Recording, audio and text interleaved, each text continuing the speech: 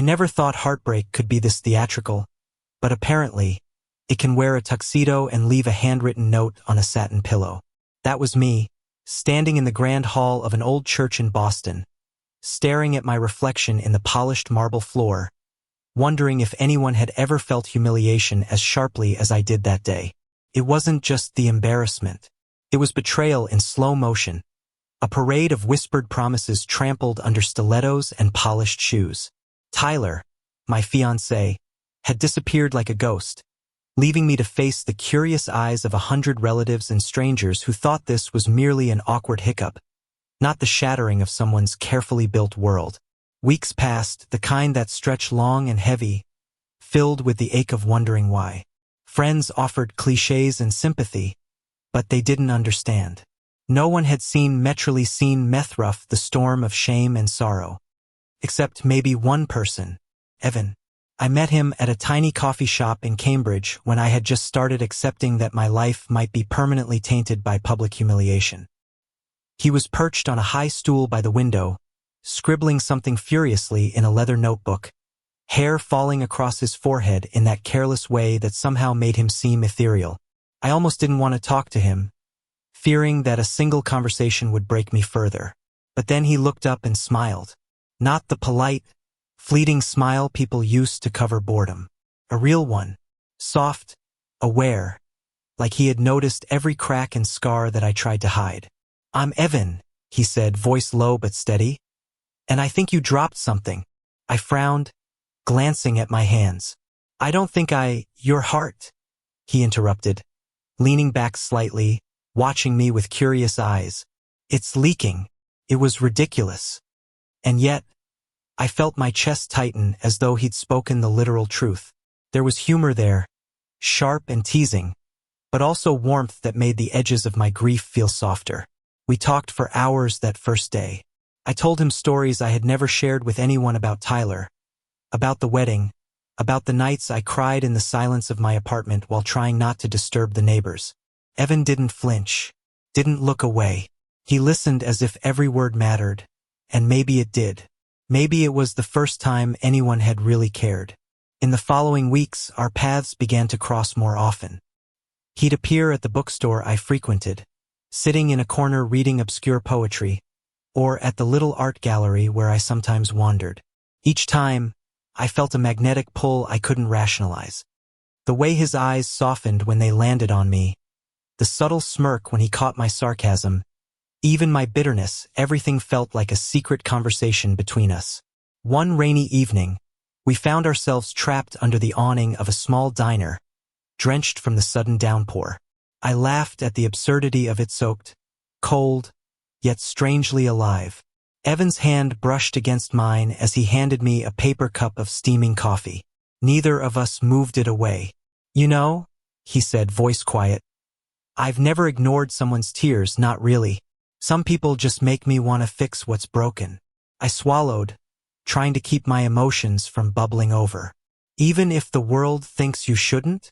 Especially then," he replied, thumb brushing over my knuckles. That simple contact made my chest tighten, warmth spreading like a sunrise I didn't know I was waiting for. From that night, our connection deepened. Late-night walks through narrow streets, conversations that lasted until the city lights flickered off one by one, and small acts of tenderness like his hand finding mine under the table or a soft brush of lips on the back of my hand.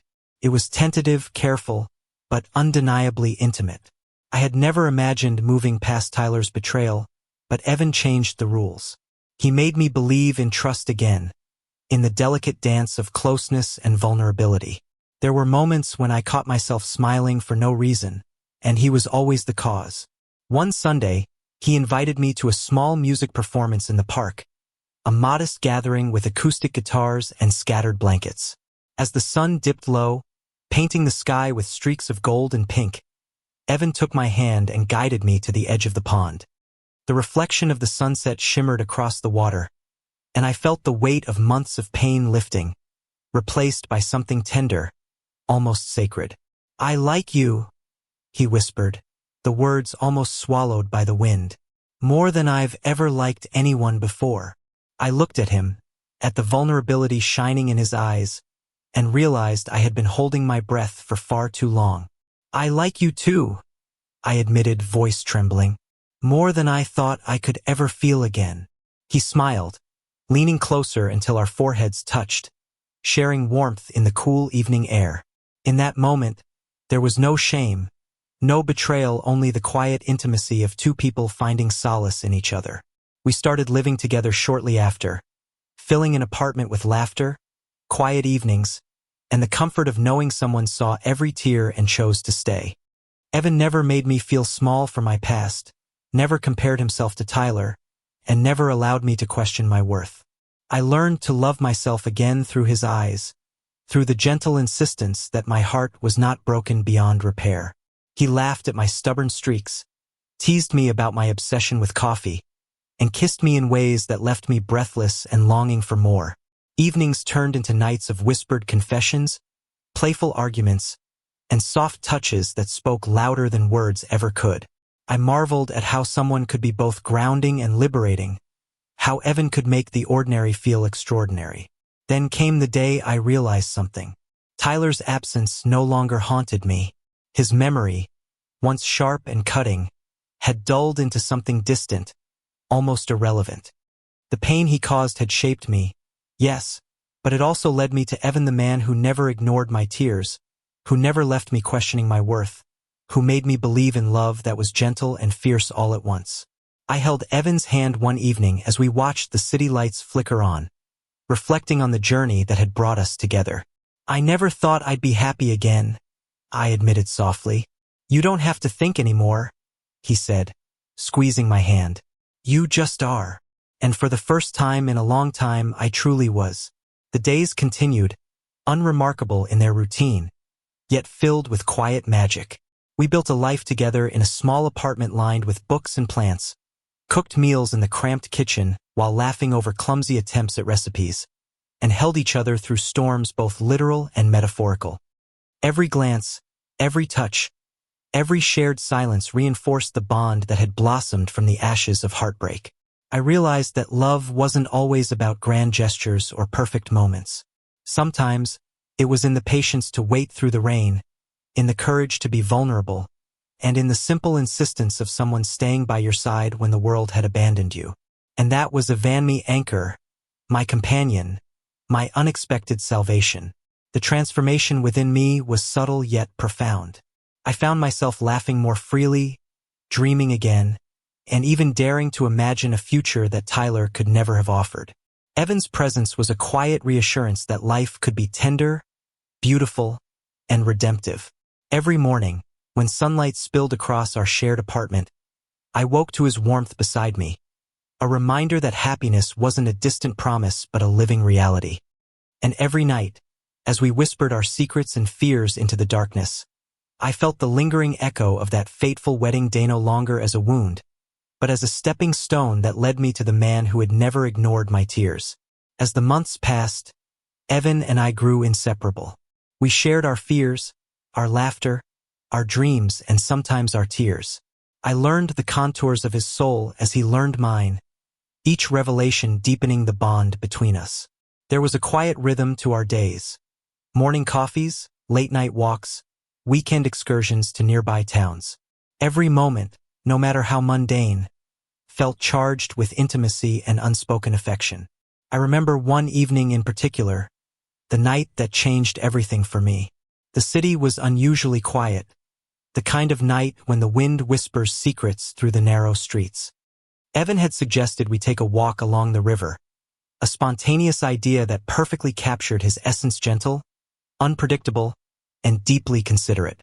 We strolled in silence at first, our hands brushing occasionally, creating sparks that made me aware of every beat of my heart. The reflection of the streetlights on the water shimmered like liquid gold, and for a fleeting moment, I forgot the world entirely. "Do you ever think about him?" Evan asked suddenly, his voice barely above a whisper. I froze, caught off guard. Tyler. The memory was a shadow I had thought I'd buried, yet it lingered in unexpected corners. I shook my head slowly. "Not really," I admitted. "It's hard to imagine that feeling even mattered now." Evan glanced at me, his eyes soft and understanding. "I'm glad," he said simply, giving my hand a reassuring squeeze. "I'm not him. I'll never leave you wondering if your pain matters." The tenderness in his words broke through the last fragments of my lingering sorrow. I leaned into him, pressing my forehead against his shoulder, and felt a warmth I hadn't known since before the wedding fiasco. In that embrace, I realized how much I had healed, how fully I had begun to trust again. Our relationship continued to flourish in ways that felt almost miraculous to me. Evan had a way of turning ordinary moments into profound experiences. Cooking together became a ritual of laughter and playful arguments, his hands brushing mine as we reached for the same utensils. Lazy Sunday mornings in bed were filled with whispered jokes and tender touches, his presence a constant reassurance that love could be simple yet overwhelming in its depth. One particularly cold winter evening, Evan surprised me with tickets to a small jazz club downtown. We arrived to find the room dimly lit, the air thick with the soulful notes of a saxophone. He led me to a corner table, and as the music wrapped around us, he took my hand across the table. "I want you to know something," he said, his gaze unwavering. "I don't just like you. I don't just love you. I want every moment of every day with you, through all the chaos and calm." I felt a lump in my throat, a mixture of disbelief and joy. "You really mean that?" I whispered. He leaned forward, his lips brushing mine in a tender kiss that made the world fall away. "I've never been more certain of anything," he replied. It was a declaration, but also a promise that, for the first time in my life, I could believe in. As spring arrived, we moved into a new apartment together, a space that became our sanctuary. We painted the walls in soft, warm colors, filling the rooms with books, plants, and photographs that captured our moments of laughter and quiet reflection. The apartment smelled of freshly brewed coffee and Evan's favorite vanilla candles, a sensory reminder of the life we were building together.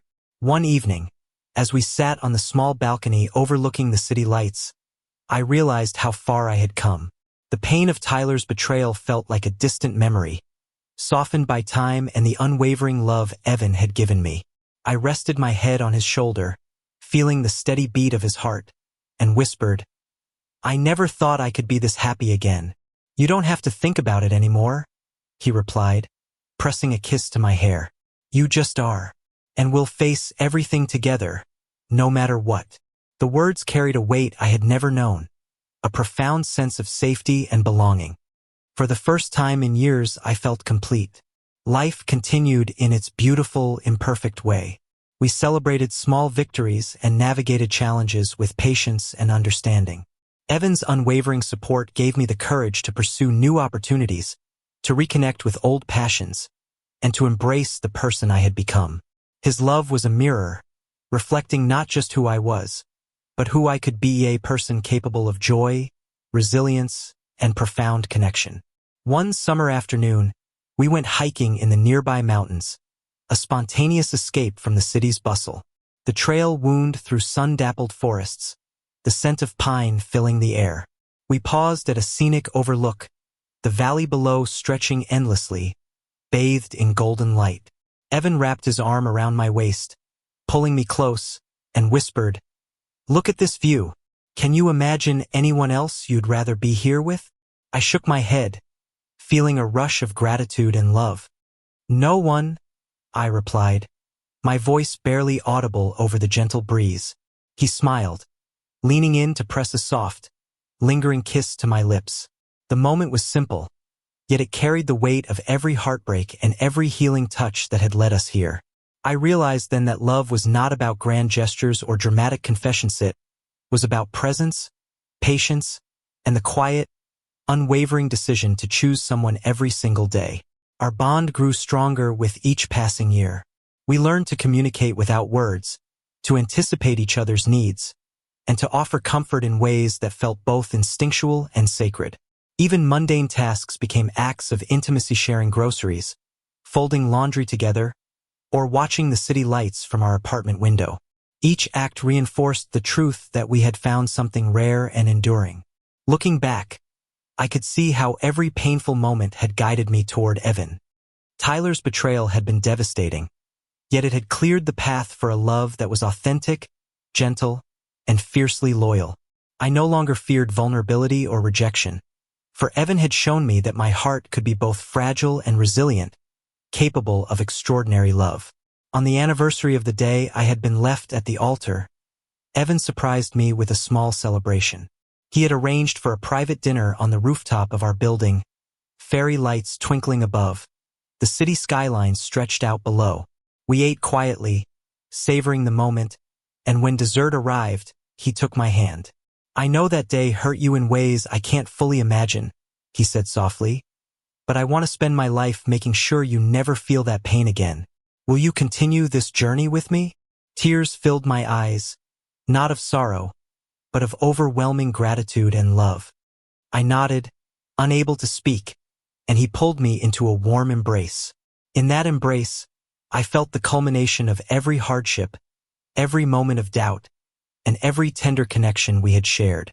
Love, I realized, was not about perfection or fairy tales. It was about choosing each other, over and over, in the quiet and in the storm. As we watched the city lights flicker below, I knew that I had found my home not in a place, not in a past, but in the arms of the man who had never ignored my tears. And for the first time, I truly believed that happiness was not a fleeting illusion, but a reality I could hold, cherish, and share for the rest of my days. Evan pressed a gentle kiss to my forehead, and I whispered, "Thank you for everything." He smiled, resting his cheek against mine. "No, thank you. For trusting me, for being you, and for letting me love you." And as the night embraced us, filled with the quiet hum of the city and the soft rhythm of our hearts, I understood this was the love I had been waiting for all along. A love born from heartbreak, strengthened by patience, and made eternal by two souls who refused to let each other go. Thank you for listening. Don't forget to like and subscribe to stay updated with the latest videos.